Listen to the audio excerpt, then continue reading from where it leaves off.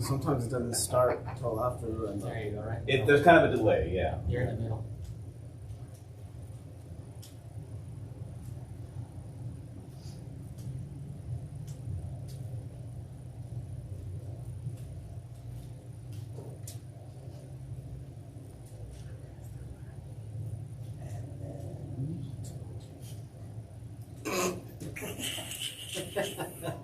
Hey, what's up, guys? Talking sports with Pedro and Danny. We are here live at the studio in the heart of downtown Elko. We have Danny. We have our friends from the Gaeta group. Juanita's on the microphone, and Cynthia, is that correct? Yep. And we have our buddy Dolan here, who we had on the show for Veterans Day. So before we get anything going, of course, we always have to start the show the way that we always do. Juanita says that she's a tequila girl, so we're going to start with that. She has a little tequila shot for her, for herself. And Danny and I have our beer, so cheers. Shots Cheers. over there. Cheers, Juanita. Cheers, guys. Cheers, guys. Cheers. Cheers, you Dolan. That is a big tequila shot. Oh, yeah. Oh, yeah. No, that makes the glands over here feel that. Right there. Perfect for this weather. What was wrong with the shot that I poured you? Okay. I might as well drink out of the bottle with that shot. Oh, my jeez. Well, let's talk about the drink that I made you when you hurt your finger. Oh, man. When that happened, I was like, I got to go stop and get my insurance card, and I'm also make me a stiff-ass drink because I need that. I was in pain, and I even told the doctor that. I was like, whatever medication you give me, I just want to let you know. I just I just had a chugged a stiff-ass drink. So, the Gaeta group, thank you guys for being so supportive. With Battleborn Media Networks and Talking Sports with Pedro and Danny. We're really excited to be working with you guys. So tell us a little bit about what's going on with the Gaeta group. Well, we have been really, really busy. Everyone's been working really hard. We're actually looking forward to the holiday weekend to spend it with our families. A few of us are staying here. A couple are traveling to Idaho, where some of us are expecting families. So we're excited for that. We've been busy, so lots going on. Well, it sounds like Juanita is always on the phone, which is usually a good thing because it means that you're busy. She almost got herself hit by a car today coming Did into you see here. that? Yeah, I did. Wait, I'm like, hey, watch out, the car. That's all right. All right there, Juanita. Yeah. I figured you guys watch me walking by here. Well, we see it. We're like, oh. We know CPR, just in case. Good. Yeah. No, Danny's like, watch out for the car. I was like, oh, crap. So tell us about your guys' new location in this building, and I know you can't go into complete details, but... Well, I actually can. Okay. So we love it. Okay, go ahead. Our location, we have a new location here in Elko. Our broker is out of Las Vegas, and that's where our address was I guess that's where our license was hung. And just today we were approved to open our location here in Elko. So EXP Realty is now at 321 5th Street. So we're super excited. So you can stop by and see us at any time. Just wait for the signage. It's going to be big. Oh, yeah. Yes. We ordered signs. All is good to go. Love it. Yes, Love it. and there's hopefully some other plans, but yeah, we're really excited to be down here. The whole mess of realtors you got up there. I was talking to you guys, a couple dozen of you up there. Yeah, we got 24 up there. Yep. 24. Yep. So talk a little bit about kind of the new approach. It seems to me, I mean, I'm not realty, but it seems like a new approach to realty. So talk about you guys' unique approach to what you guys do. Yeah, in the realty so business. EXP is cloud-based. Basically, cost cuts back a lot of the costs involved. We have a couple groups working upstairs, some single agents, and we all work together, right? As real estate agents, we're kind of competition. The unique thing about us is that we all work together, support each other. We're always helping each other out. And yeah, we're all upstairs, hoping to eventually fill this entire building. Right, and that's super unique because usually real estate, just from the outside looking at it, seems it could be a little cutthroat at sometimes between agencies and between agents. So that's definitely a new approach that you guys all work together. Yes. You're just looking out for the good of the order. Right. if you will. Yep. And that's the way it should be, and that's our approach. And so far, all is good. Look forward to our grand opening. We're excited. We're gonna have lots of tequila, I think, and it should be a great party. No, you're gonna. Yeah, she'll have the I'll have tequila. the We'll have tequila. Bud Light. You guys just show us, okay? Yeah, I can do music. There's no tequila for Pedro. Trust me, you don't want Pedro having some tequila. I can handle one, but What? after Okay. that, I'm done. Okay. Like, no, not happening. So is that one bottle or one shot? No, hell no. So there's some upcoming stuff going on, and some of the stuff that is happening is, of course, the Snowflake Festival. Yes. They'll be doing the Parade of Lights as always. They'll also be doing their Snowflake Festival down here. And one of the ideas that I know that you guys have plans down here, but their theme this year is Christmas Vacation. Yes. Is a theme for that, the concept for the entire festival. Danny and I did Carlin's last year, and they had this. Was it a statue? Well, they've got kind of like a nativity scene, if you will, on their little hill out there, and so they've got all kinds of typical nativity scene type of stuff out there. But they have this large wooden cutout of Cousin Eddie, and basically the whole shitter's full thing. Like he's sitting there with the hose, and it's really. We had to get a picture for it. Matter of fact, it was one of our profile pictures on our page. Yeah, we should have. It's basically Cousin Eddie holding the thing, holding his beer up, saying "shitter was full." So we're gonna try and hopefully get that. I think we'll be able to. Well, and Dusty's idea was golden, so hopefully you guys will see something cool and unique down here. So. We were kind of chatting with Dusty earlier, and we had some pretty cool ideas. So That's I think we can awesome, make it fun, and I'm sure you guys have fun ideas. I think between all of us, we can do some fun ideas. And I mean, I could always have some of my lights up on top of the roof and stuff. So I think we can make it a pretty badass time. We're going to have a float in the parade. We're partnering up with the Event Source, so look for us in the parade. Well, the Event Source has some pretty big things going on. We'll get to that real quick, but before we get to that, is there anything else you want to mention about the Gaeta group? Well, right now, what's the most important thing and the reason we're here is we started this fundraiser, a gun raffle for my cousin Lupita Solis, which was diagnosed with cancer.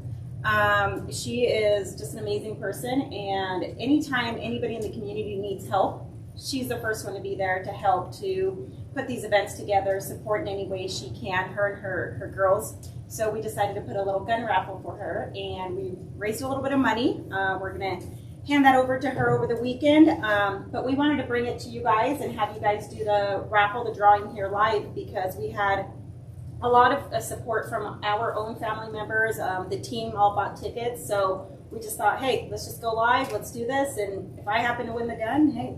It takes a little bit of the guesswork out of it. Yes. I mean, doing brackets and stuff, everybody, my team ends up on the side of the bracket that ends up being a little less intrusive.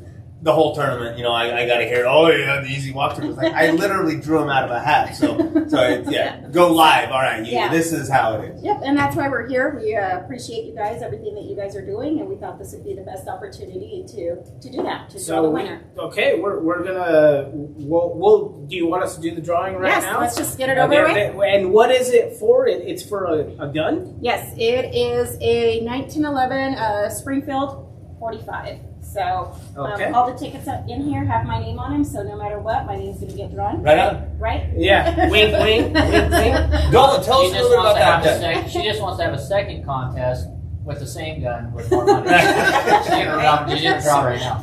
So how about I make some and you draw it? Dan? Sounds great. Okay. Sounds great. We'll do it like that. Jolene did buy some tickets too, so you can see him doing this. Right. Yeah, I got my hands in my pocket for He's just he's staring at the hat, saying, "Oh." And that's my hat for good luck. So Okay, That's what happened. All right. So grab the one that's underneath the little flap there up in the top. You can't do that, right? All right, it's mixed up, and then you know what? I'm gonna do this. give it a shape. Give it. Oh, I missed that one. Then with Juanita's ticket. Oh, great. Yeah, as long as it was Juanita's, just How leave much it out. did you pay Pedro? Where did that one go? It went underneath the deal. Okay, you hold I'll that. hold it in plain sight. I'm not going to be accused of. And the winner in no. Yeah, right. So yeah, no, we talked a little bit about the event source and what they're going to be coming up with this weekend. We're going to have they are going to have basically the grand opening of Bree's axe throwing trailer. Dolan, you want to just tell us a little bit about that? Yeah, so we're super excited about it. We don't want to cut in on anything, but yeah, we're going to have, I don't know how many people have seen it. I know we've gone live a few times on our page, and we've also posted on the Elko People Reporting News page. We have a 2-lane mobile axe throwing trailer. It's a 20-foot long trailer with 2 lanes. We have projectors with computers. You can throw your heads at zombies and little smiley faces and all kinds of weird stuff that's cool. on there. Lights. And Can you put a picture of your spouse up there? I believe My wife would win. I guarantee Yeah, you. I believe we can. Actually, the computers are just little Raspberry Pis. They're super cool. I haven't gone that depth into how to do all that, but I know they're also doing some updates through the company that's made it all, so they're going to bring a lot of cool The stuff. trailer's pretty badass. But we also have a It couple was of great heaters. a couple weeks ago. Yeah, we It was have 2 1,500-watt heaters, so you'd be nice and warm. Come on down to Cal Ranch. We'll be there tomorrow, or Friday. I keep doing that. Right, yeah, We'll be there tomorrow, because I Friday. can't be there tomorrow. Yeah. I'm Yeah, completely booked. come down tomorrow anyway. Don't want to be there, but come on down on Friday. We'll be there from 10 to 3 for a grand opening. We're going to have some shirt giveaways and just a lot of cool stuff. It's going to be a lot of fun. Cool. Yeah, I mean, head on down. That's something unique for the Elko area to have an axe throwing trailer. I know they got, I think, an actual brick and mortar building over there in Reno, but that'll be cool to see out at these events. And I'll tell you what, you're going to be at a softball tournament or 2 next year, and I can't wait to watch those folks try and throw the axe around on a Saturday afternoon. That should be fun. You can't throw the ball. You think they can throw an axe? Nope, I don't think that's what the cool thing about it. Keep Alden out of the way so he doesn't have to catch an axe. Yeah, we after got all umpiring. We got all the safety bumpers on there, so it won't come back in your face. All right, good. That's all you, bro.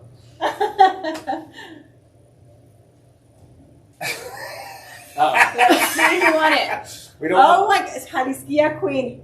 Ooh, that is Cynthia's mom. Yeah.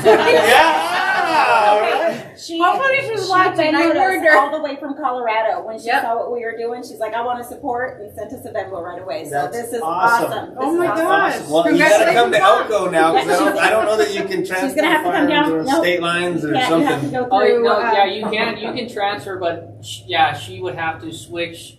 She has to send that gun over to another FFL holder. So another gun dealer in Colorado will just take possession of it from Gun World, Oh, okay. and then she can go in and do her background check. We're gonna make her come visit for the holidays. Yeah, don't tell her that. That's an excuse. I mean, I mean, coming from a redraw, veteran. man. I thought we were gonna have to redraw out of state. Sorry. No, Well, that we are just. Yeah, no, we're super grateful. good Like so information. many people from all over out of states that I'm just super thankful, grateful for everyone, and that's so awesome. So Yeah, no, that's cool. Go ahead. With her. I got off the phone with her and she's like, don't worry, it's in the bag. It's in the back. I'm that confident. Manifestation! She knew. She's like, You didn't I want it got enough, this. Dolan. Sorry. She knew that Yes, next year I'll pay for the whole gun. Yeah, that's cool that to see something. I mean, we always talk about how the Elko community comes out and supports, and for somebody that's a part of the Elko community, but a state or 2 away, and they're contributing to something local. That's awesome. Yeah, that's really awesome. So, Juanita, if there's anything else that you want to throw out about the Juanita you know group? what? No, it's gosh, it's been so much change lately. We have so much going on. Super thankful for you guys. You guys are doing such an amazing job supporting us and some of our other groups with EXP Realty. We actually have something for you guys, so it's a surprise if you guys want to come around. Okay. Something I for hate you. surprises. So yeah, come around. I hope it's something good. It is really good. So just to kill a little time while these guys are getting their special prize ready, we are super grateful, again, like Juanita said, for the outstanding opportunity the community gives us to be able to support. And in doing so, we are going to continue these fundraisers for people in need and other great events. This particular next one will be on January 8th. You're going to want to come down in person. It's not going to be a live, well, it'll probably be a live show, but it's not going to be a drawing. We're actually going to have mimosas and brunch at Cook's down here in Elko. What's the address on that? Bottomless. Bottomless mimosas. Uh-oh. So you're going to drink as much as you can handle, and I believe we're working on raffles for different things. So we're going to have kind of an auction scenario going to win some pretty cool stuff as well. So make sure that you put that in your calendar book now. That's January 8th. Yep. So I'll have you guys stand here. Okay. Okay. Make sure you got us. Yep. And face that way. Oh yeah, face Okay. the camera over there. Close your eyes. Close our eyes. Close our eyes. Okay. Okay. This I is don't, cool. I don't know what is going on right now, but okay. Happy Thanksgiving. Oh, God. gentlemen. Oh, yeah. Oh, don't. That's inside me. That's what she said. Sorry, guys. The clippers come down here. Yes, we're gonna have to. See, that was an excuse. You want to give him a new sweater, huh? Oh, yeah. So yes, we're super thankful for you guys. Happy Thanksgiving. Thank you, Juanita. That tastes delicious. Yeah. Thanks for the pie. If anybody that says they don't eat dessert first is a liar. Right? So you got your dessert. You're good. Anybody that says that they It's don't over drink tequila gets that kind of treatment. It's in my eye. You blinded him.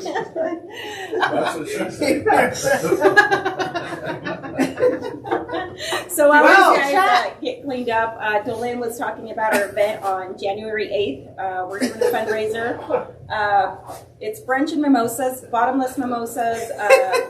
Pedro and Danny here are going to help. They're going to sponsor. Cooks has been super supportive. Look for our calls and texts. We're going to be reaching out for auction items. We need baskets? Baskets and preferably at least 2 to 3 more guns so I can win something. Hey, we could do How about you give away some pies? Yeah, we'll be giving away some Hand pies. delivered. We could totally raffle a pie for Juanita.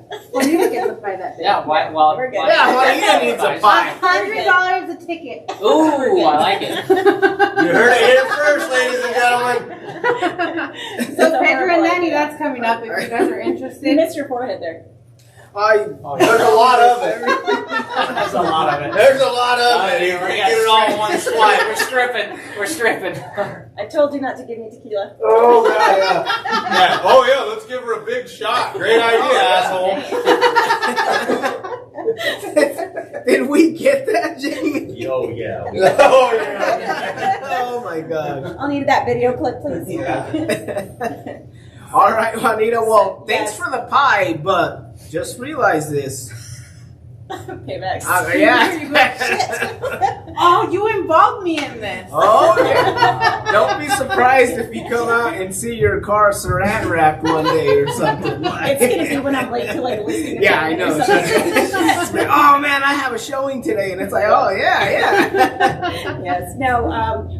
We do have an appointment right after this, so we wanted to thank you guys and sorry about the pies. That's Thank cool. you guys for Oh no, everything. happy Thanksgiving. Is there anything you wanted to say, Dylan? No, I'm good. Cynthia? Can I tell people that I can help them in Spanish if they need Yes. it? Absolutely. Please do. Please do. Here you go. Stop talking to the mic. There you go. Good enough? Yeah, there you go. Yeah, so I do real estate. Juanita, obviously, is my team lead. She's super awesome and helps me along the way. So if you guys have any questions, me pueden llamar al 775-385-8659. Okay. I'm telling you, we have an amazing team going on here. Yeah. They're awesome. So, I love it. I love every one of you guys that has came on here. It's been super fun. From good old Marvin J. I mean, it's been super fun. this relationship's going to be. We're going to do a lot of cool things. So we're excited. We're excited for sure. But again, happy Thanksgiving and happy holidays. So hope you guys enjoy the pie a little bit better than we did, but also enjoy the time with your family and everything there. So it's about the only time of the year where we slow down to take time and do all that. So take a breath and I don't know. I don't know. I'm sure I've got some somewhere. I don't even know. I don't. The hat's staying off for the rest of the program. Oh, yeah, I know. You got hair there. Yeah. I got a forehead. He's got a 5 head. Yeah. We'll be over at Cal Ranch with Event Source. Yep. We're gonna do a video doing some axe throwing. So that should be fun. Yeah, Danny was one of our very first winners. Actually, he was our first winner. Yeah. He knew right where we were at right off the bat. College boy over there. Yeah. Well, I mean, anytime you see game day down at Texas Tech, you see that monument that you showed us, and I told Pedro, I was like, yeah, dude, I actually, won an axe. He's like, yeah, we're gonna be throwing axes. I was like, no, I won something. Give me that. I knew what I was talking about. first. So yeah, we're So Pedro's gonna have an apple on his head, and I'm gonna throw an axe. No. Hell no, that's Don't allow that going. And ouch! I thought we were cooler than that. Well, I have to watch my back moving forward. So. Oh yeah. No. Oh, you wait. All right, guys. Thank you for having us. Thank you so much for coming on, and you guys have a great night. And we'll see you Friday. Everyone, come join us, and thank you to the Gaeta Real Estate Group for everything they're doing around the community, and thank you to your group. Yep. Awesome. Thank you, guys. All right. Have a good evening. Take your pie. I will. Make sure you tell the janitor. Yeah, look at what you did. Yeah. I thought about it. We probably should have brought a tarp right after we got going. Forget about that. See you guys later. All right, guys, that was a lot of fun. Now we're going to kind of move on. Alden, come on in. We've got Alden Donsten from the NENOA. He's the assigner for football and basketball for the Northeastern Nevada Officials Association. Longtime official, and recently was inducted into the Wyoming Officials Hall of Fame. So, Alden, welcome. Thank you, David. Not a problem. You want some pie? No? I think you guys got it all. Oh, yeah, okay. Yeah, we apparently did. So, Alden, tell us a little bit about yourself. Tell us about how long you've been officiating and where you come from. What brought you to Northeastern Nevada? Well, mining brought me to Northeastern Nevada, and the coal market started taking a tank in Wyoming, so we started looking around, and my wife and I found Newmont, and that's what brought us down here. But as far as officiating goes, 34 years I've been doing this. I started right out of high school, and I started in high school because back in the day, in the 80s, the girls' season and the boys' season was kind of offset a little bit. So we finished the boys' season, and we needed referees back in 1987. And so I reffed a couple girls' JV games that spring. And then the fall rolled around. I started into football, and it took off from there. And here it is, 34 years later.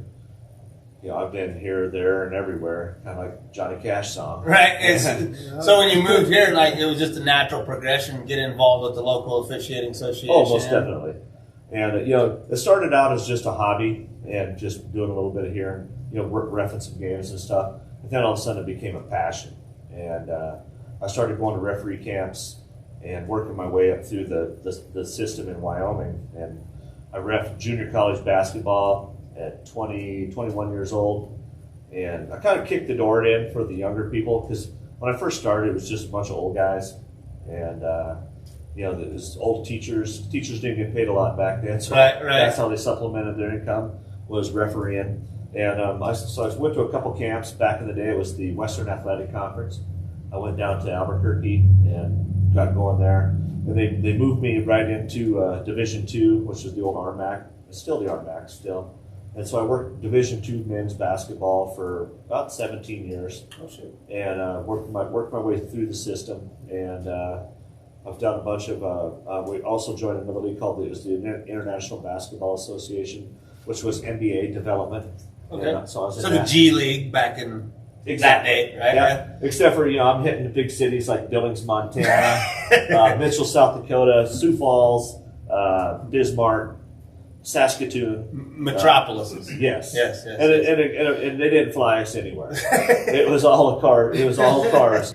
You're on the back of the minor league bus on the way. Pretty much. Yeah, pretty much. And I learned a hard lesson going into Canada. You don't tell them you're going up there to work because they tax you. And so you're on vacation. Whenever we go to Saskatoon, you're on vacation. And and then with football, I started out just doing high school games in Wyoming.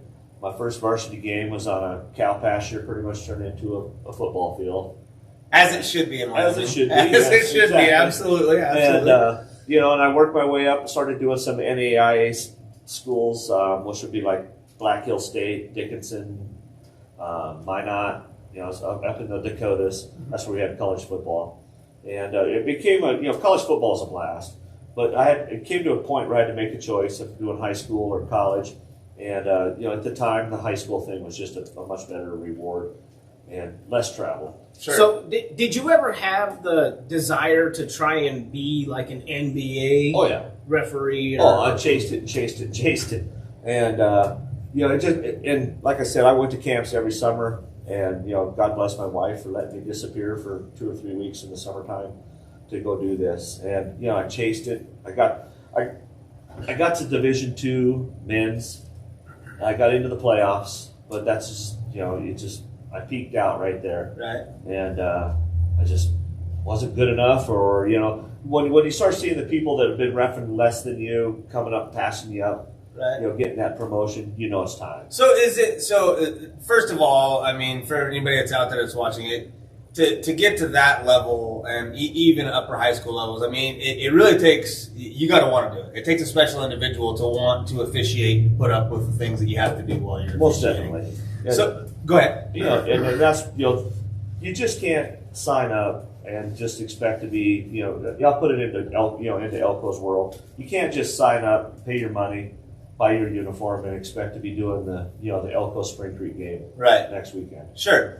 You got to put in your dues. You got to come up through. So is there, and this isn't even on my question list, just as you're talking. So do you think politics had anything to do with it, you moving up, or do you think those referees were better than you, or what? If you could go back, what would you do differently to take that next leap up into the Division I level? Move out of Wyoming. Okay, that's fair. And That's fair, absolutely. they flat out told me, they said, if you want to make that next step, you got to leave. And I was working in a coal mine up there, making good money, working half a month, the same Sure. thing every miner does here. Sure. And, and it was a chance. There wasn't a guarantee. And, they would move to Denver, move to Salt Lake, move someplace in a metro area. Because back then, the officials were paid, but based on where they live. And nowadays, the system changed in the early 2010s. They went to a flat fee. And so what they do now, they don't care if you live in Montello, or here's what you're going to get. If you want to go into the University of Utah and ref a game, we're going to give you $1,500. Right. Get there. That's up to you. Or if you're going to go to Lubbock, Texas, speaking of Texas Tech, Right. here's $1,500. Get there. Back in my day when I was trying to do it, they're like, oh, my land, you live in Elko, Nevada. It's going to cost us $3,000 to get you there. And so that had a lot to do with it back then. It was all about money. Nowadays, they just flatline you. They put you in, they give you a level, and this is how much you make, no matter, if you're reffing in Madison Square Garden or if you're reffing over here in Salt Lake. It's the same. You get the same amount of money. You got to get there. And so that changed back then, after I had already pretty much waved the white flag and surrendered. Sure. And So what's your favorite sport to officiate? If you could just do one, if you could go do Major League, or let's just say Division I, what would be the one sport you want to officiate? football all day long. All day long? All day long. Not even a choice? No. Football's awesome. Even doing it in Anchorage, Alaska, in the middle of winter, you'd still pick football? Football all day long. Oh, wow. Yes. Football is awesome. I mean, you're standing there, you're just watching football. Right. You know, basketball is deep in my heart. And, you know, of course, you're on TV every night and everything. But football is just so much fun. And I can't believe we can't get more people to go do it. Because, I mean, you're just watching football. Right. That's all you're doing. And, you know, you don't have to be, you know, like, cut. I mean, you don't run. You sprint. You have a couple jogs and a couple sprints here and there. But, Sure. you know, you're just standing there watching football. Right. And it's you know, you got the best seat in the house.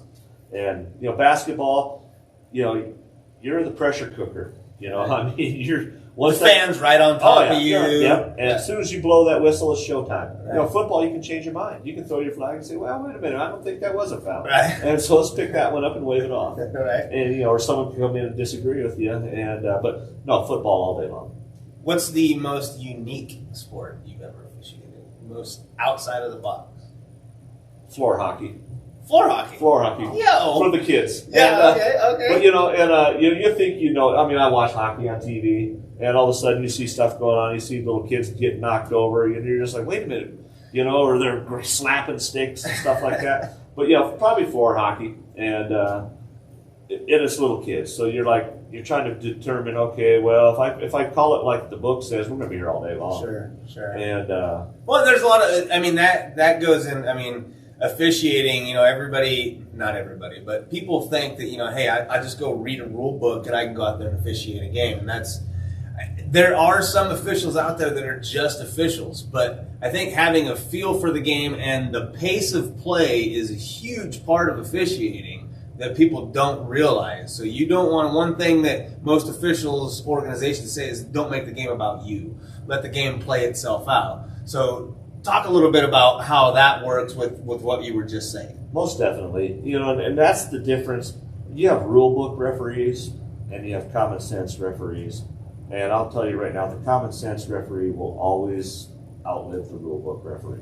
Because like in football, I can throw my flag on every single play. You know, if you're running around the right end and the left tackle's holding, who cares? Right. You know, because that Sure. guy's never going to make the play anyway. But by rule, he's holding. And so, you know, and that's where the good referees, even in basketball, you know, you get a feel for the game. You know what's going to happen or what needs to happen. You know, sometimes you're telling yourself, Coach, timeout. You need a timeout. Right. Get one. You know, as soon as the ball goes through the hoop, you're looking. You're like, come on, dude, call a timeout. Right. You need one. Or, you know, football, you're sitting there and you know, okay, it's 4th and 8. You know that we're probably not going to run a quarterback sneak. We're going to throw the ball. We're going to do something. So you're always trying to be one play ahead of the coaches. Right. And with basketball, football, all these sports, you get a feel for the game. You know when it's time for a timeout. You know what you're trying to anticipate what the next play is. That way you're ready for it. And that's where the good referees or good umpires, whatever.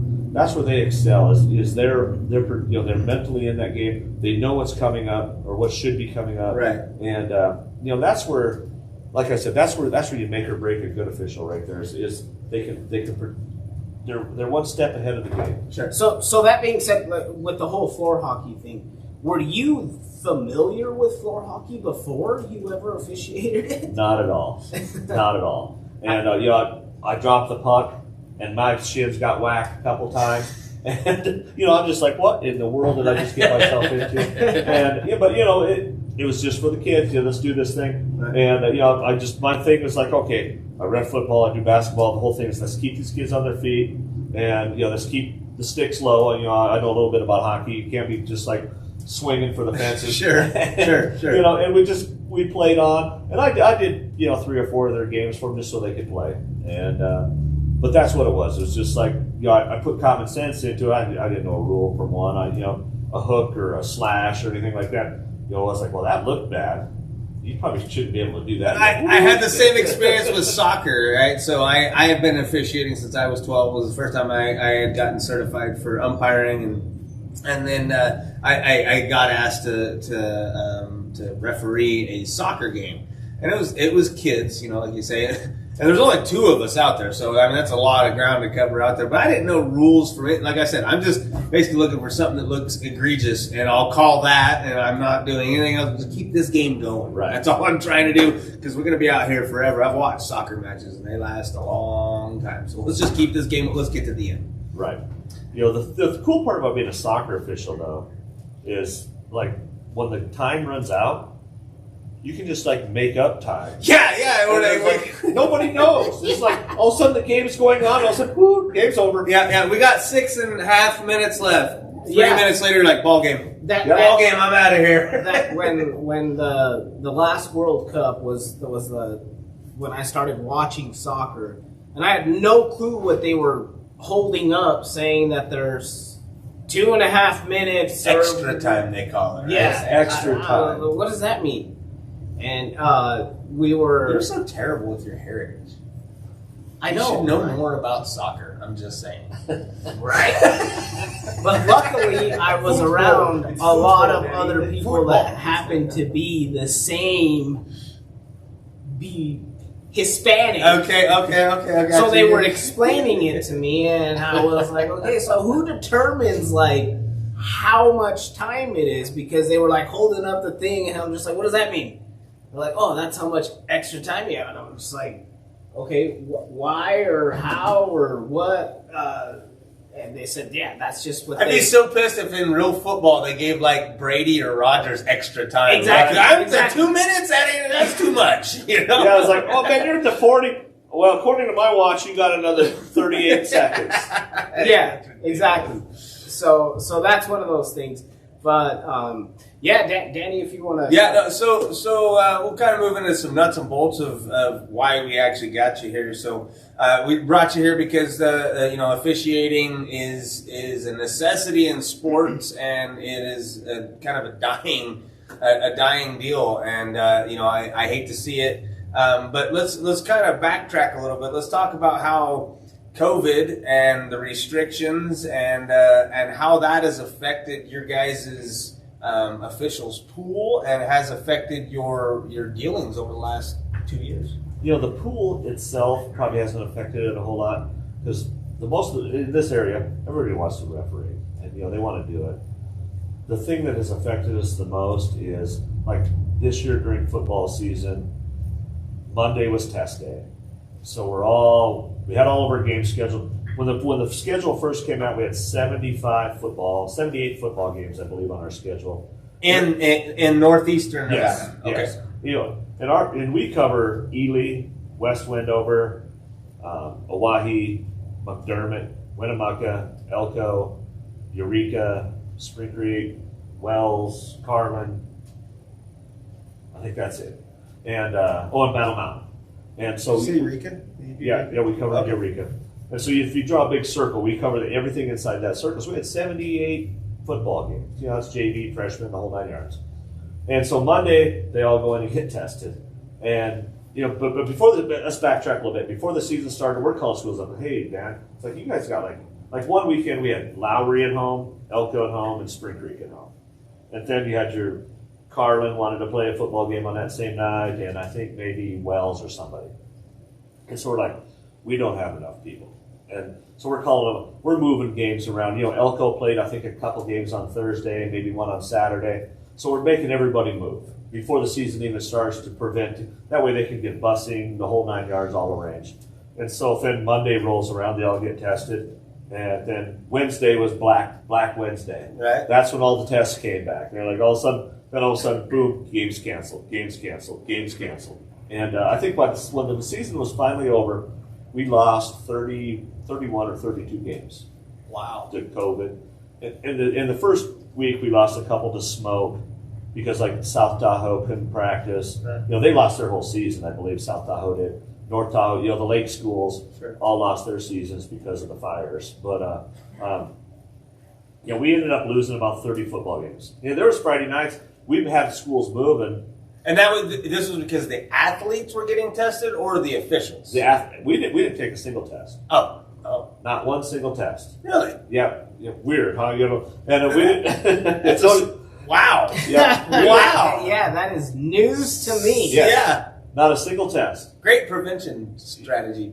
Well, we're outside. We're outside. Yeah, absolutely. But the kids aren't. But the kids aren't. Yeah, exactly. And so they all, that's a whole different, that's a whole different discussion. But anyway, so they all took their tests, and boom, they're popping positive, or they saw some guy on the other side of the county that they knew that they were in close association with, so they got eliminated out of the whole pool for that weekend. But we ended up losing about 30 games, and so there's a couple Friday nights we were sitting at home.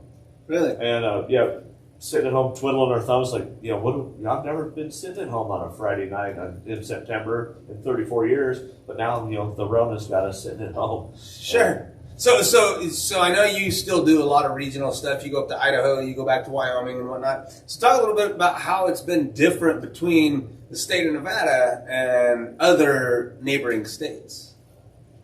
Last year, when Nevada, we shut the whole world down because we're all going to die. Right. And so I go to Twin Falls, which is 150 miles away, and we walk in. They're calling us up. The guy up there, the assigner's calling, hey, can you come up? Can you come up? I'm going up there on Tuesday nights, Wednesday nights, Saturdays, whatever, and because they're short of officials. And those schools up there, some schools you kind of had. It's kind of like when in Rome be Roman. You'd walk into some of the schools, they'd all have their face masks on, so you put your face mask on. But once the game started, we didn't have to wear masks or anything like that. And but for the majority of Idaho, you just walked in and just like a regular old thing. Some of the gyms were empty. It depends on the school district. They all had their own rules. Sure. And some schools only allow the players' parents in. You get 2 passes or whatever. Some gyms were completely empty, and then some gyms were just like regular old. Just packed. Yeah, that was Idaho. Wyoming, game on. Game on. So Nothing changed. Being a ref, especially you being a big part of the game, when there's nobody watching the game, how much effect do you think that had on the actual game itself? I don't think it really had a whole lot. Obviously, as an official, you kind of feed off that crowd. When you walk into a gym, you smell the popcorn popping, you hear the cheerleaders cheering, and the crowd kind of booing and hissing or cheering or whatever. I mean, that makes the hair stand up on the back of your neck, too. Absolutely. And when you walk into some of these gyms, you blow your whistle, and it's just like you're in a cave, Right. and nobody's saying nothing. The kids didn't affect them at all. I mean, it was basketball. They just kept playing on, and it was weird. Is it hard to get a feel for a momentum of the game, though? Most definitely. Yeah, absolutely. The home team had no advantage. Right, which Because- takes away the whole Yes. advantage. Besides you get to sleep in your bed or you get to wear your white shirt. Right. That was about the only thing. But when there was nobody there, except for one dude filming that was putting it on on the network or whatever. That's all. It was different that way, but it was everyone. They were just happy to be playing. Sure. Yeah. After everything that was going on, just to be back out of the way. The weirdest thing I ever had, I had a similar experience. Obviously, this was way back in the day, in the mid '90s, not quite way back in your day, as Brock likes to say. Brock just commented and said about 50 years of experience, old man. So that's your boy watching. But no, we played at a high school called Cascade Christian High School, and we played. It was almost like playing at a Mormon church. The court was carpet. So my dad was completely blown away because you couldn't hear the ball bounce and you couldn't hear the squeak of the sneakers. You don't think of the squeak of the sneakers being as big as a part of the game as it is until you take that away, and then it's all quiet. And it was one of the weirdest things that I had ever. The closest I could put myself into what this COVID. Yep, and that's the squeak of the sneakers. That's funny because when I first started officiating, the tartan floor, remember the old tartan floors, the all-purpose? Right. We can wrestle on it, we can play basketball on it, whatever. As soon as you get a little bit of water on it, look out. We got ACLs going everywhere. And that's when you lost the squeak of the sneaker, and the ball sounded different. Then the wood floor came back, and I'm with your dad on that one. Yeah. It was just like it. And I've actually refed on a carpet floor too. Yeah. Where was that at? I have never heard. This is all Really? never heard of anything like this. Yeah. A carpet basketball. Yeah, just- Jamie, have you ever heard of anything like that? Well, I'm used to the wood floor with the epoxy. Yeah, that's classic. Yeah, a carpet. So have you ever been in a Mormon church? First of all, every Mormon church you'll ever go Yes, in, there is a basketball hoop I've actually- behind where you're sitting. Yeah, and I've actually played at like the one up here. They actually have an actual floor. It's a basketball court. There's a lot of Mormon churches that they're designed that literally there's like a partition that they put up, they roll out, like gyms, and you got your pews and you're doing the church thing, and then when it's done, you go behind that and there's a little half-court basketball, and yeah, that is crazy. I've never. Okay, that's good to know. Learn something new every show, probably.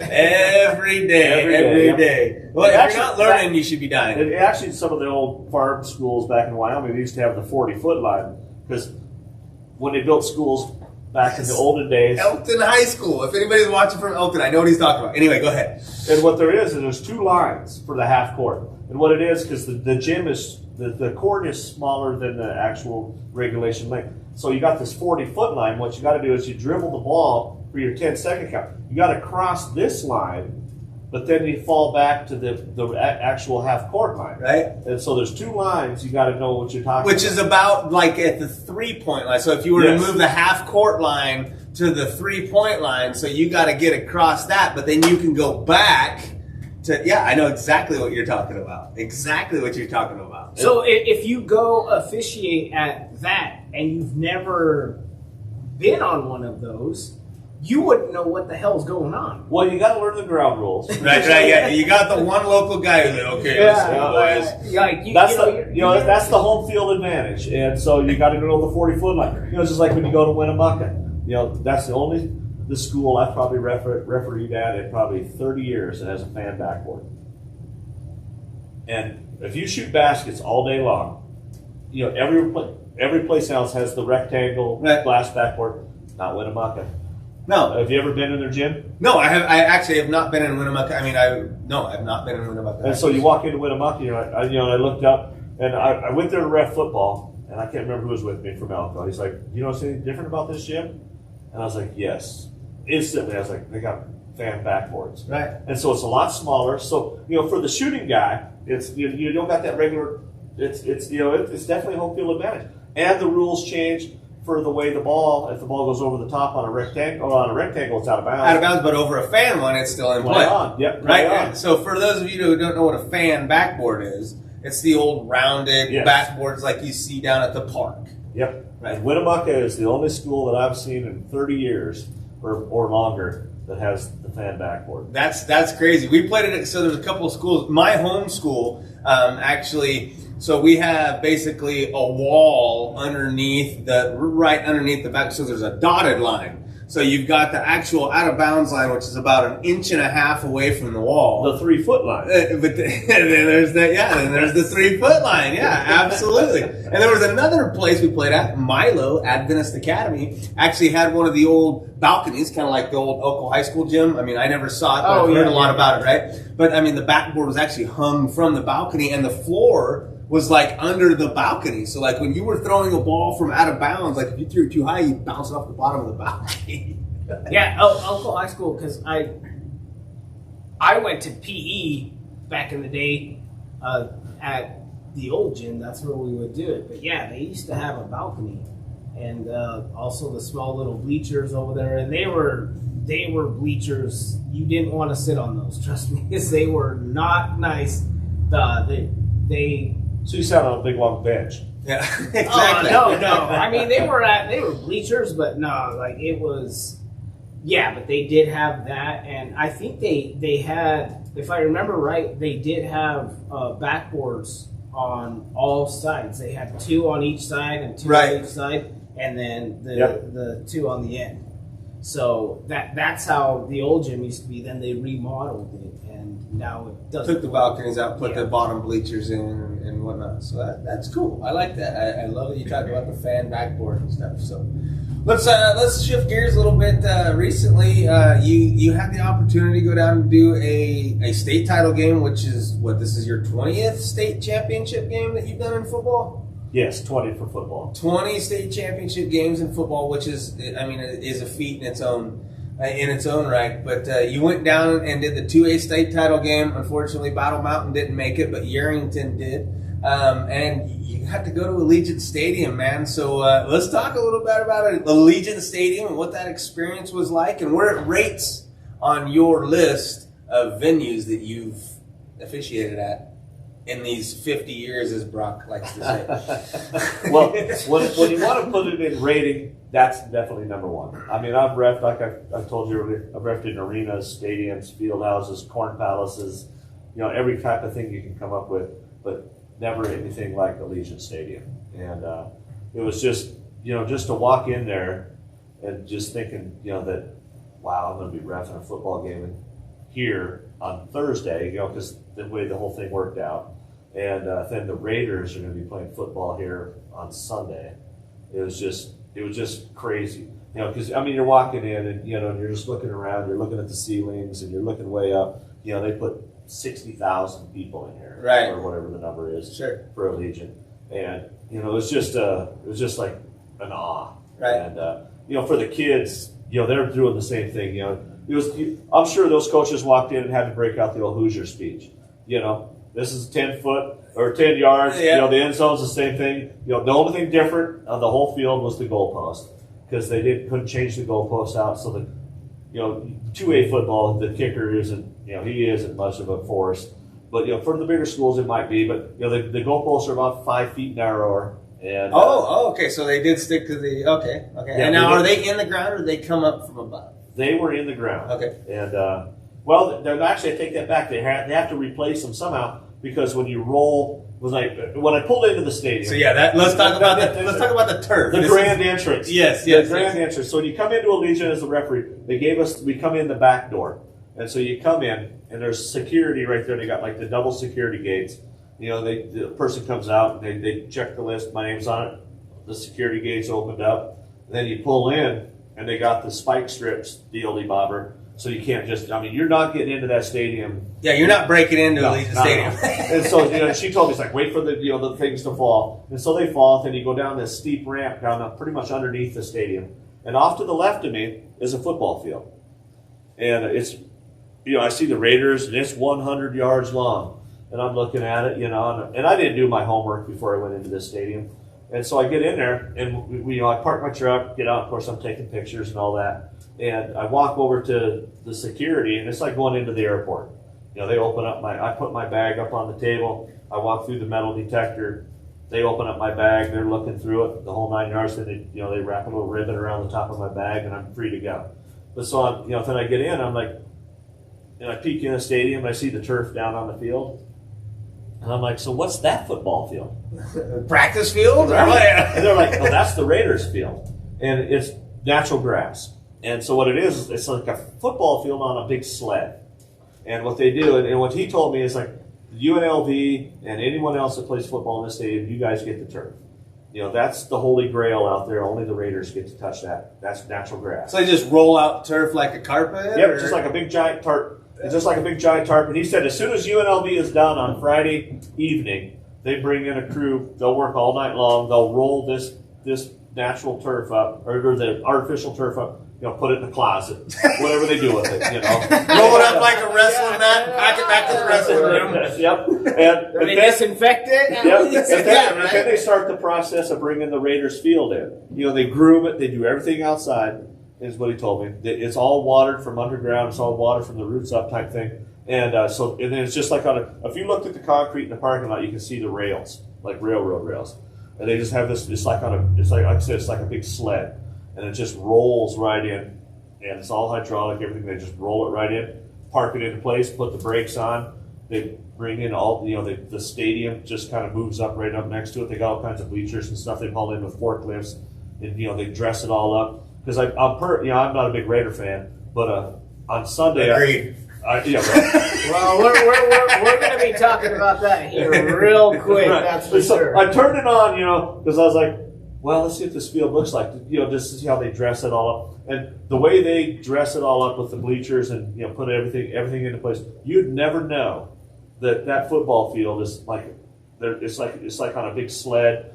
or a tub or something like that, and it's 4 feet higher than where I referee football on Thursday. Right. And they lock it into place. They repainted it, made it all look pretty. So kind of like the Final Four does when they bring in that artificial floor and these huge arenas, and they're packing everything right up against, and they got an artificial floor. These guys got an artificial 100-yard football field with more grass than is in the entire probably city of Las Vegas. Yeah, they just roll it in. And that's true. I mean, nobody has grass in Vegas. Well, they just passed a new law. They're like 70% of the grass in Las Vegas is gone. Yeah, Because they had to take it to Allegiant Stadium. leave it to Vegas to go big or go home type That's it. thing, you know. Yeah, but the stadium is just, I mean, if you have not had a chance to go to Legion, go there and check it out. It's a beautiful stadium. I've been to Jerry's place, Dallas Cowboys Stadium. Okay. I would probably still give Jerry one up on the Raiders. Because of the screen. The screen and, some of the facilities, but It's a little bit bigger, though, too, Yes, right? it Because is. it holds around 100,000 people. We had Haley from Guild Mortgage on here, and she actually went there, and she said that they can drop that stadium down. Screen. And they let Screen. the screen down, and they let not the kids, what the hell am I thinking? The guys play video games on it. at Jerry's World. Yeah. Yeah. Oh yeah, I can totally believe that. I'm telling you, Jerry's pretty hooked up. And but the Raiders Stadium is really nice. Of course, we're all paying for it. And Yes, so we are. you take Yes, your we turn, are. go down. And I was talking to Donnie Nelson with NIAA, and what's going to happen, what they're working on with the Raiders, because the Raiders want to put their footprint on Nevada high school football. They want every kid in Nevada that plays football to be a Raiders fan. I think you've seen the little map where they got everybody's little football helmet on there and everything. Right. And so the Raiders, how this whole thing went down, here's the quick thing on this, is the NIAA was negotiating with Allegiant Field for next year. And the Raiders pick up the phone and say, hey, why don't we do it this year? And so, the NIAA is like, well, we kind of got stuff kind of laid out already, but they're like, no, let's do it. But here's the whole thing. You got to do it on a Thursday. Because UNLV plays on Fridays, Saturdays are prep day for the Raiders. We got to get the stadium. We got to bring this field in, blah blah blah. And so they ho-hummed around a little bit. And they're like, let's do it. We're all in. And so then we got to let the games play out. And because the North was the host originally for the 1A, the 2A, and the 3A. The 4A is strictly Vegas school, so that's always going to be in the South. The 5A was the South this year, but based on rotation. And so they let the games play out, and the 2A, I'll take that back. The 2A was going to be in the South if a 2A school was involved. And so the Meadows beats Battle Mountain, so boom, the 2A is in the South. The 3A turns out, Elko gets beat, and Fallon gets beat in the semis. So it's 2 Vegas schools anyway. So we're taking that, they're not going to drive to Reno to play. And so they take that game to the South also. Then the 4A will be there anyway. And then Bishop Gorman, of course, is involved. So that game, so everything goes to the South. And so what they do is, they're like, all right. So they figure this whole thing out. My game was at 9 o'clock in the morning. And to make it go clear through the day. That'd be hard preparation-wise as an athlete. I mean, I don't know of, you hardly ever play a football game at 9 a.m. You never play a football That's game what at I'm 9 saying. a.m. That's what I'm saying. But go ahead. But I'm assuming that week, that coach, they had football practice at 9 o'clock in the morning. Absolutely. I mean, for the 3 days that they had, or probably 2 days, because they probably practiced Wednesday morning. Urrington got on the bus and drove to Vegas right after practice that day. But so they put this whole thing together. They told me the ideal plan going forward is all 5 classes will play at Allegiant Field. That will become the permanent home for the state football championship. So there could be a possibility of all the stars align. Spring Creek and Elko playing in a state championship game. You might have to drive all the way to Allegiant Field to watch the game. But it's the best venue in Nevada. Why would when you think about it? You see, Wyoming did that a number of years ago. They took everything to War Memorial, which is the University of Wyoming. Yeah. And the parents hated it. Right.